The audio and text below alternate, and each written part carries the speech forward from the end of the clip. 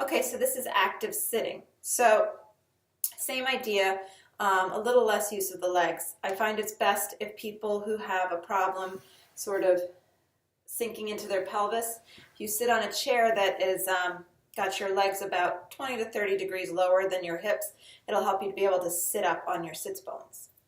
So you're going to be sitting more towards the front of the chair. You don't want to be leaning against the back in this.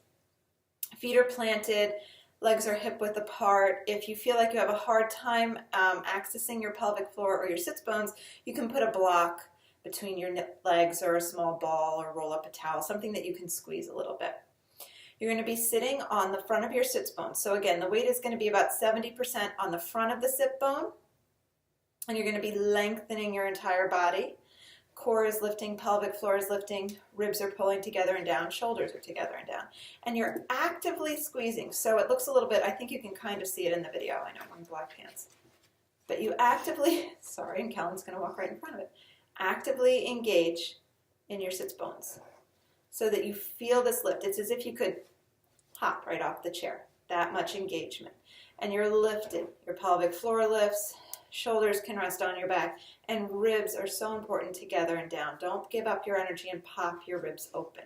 Keep your shoulders together and down, traveling straight up the spine. Again, back of the neck is long. It's as if you're pushing your head into an invisible wall behind you.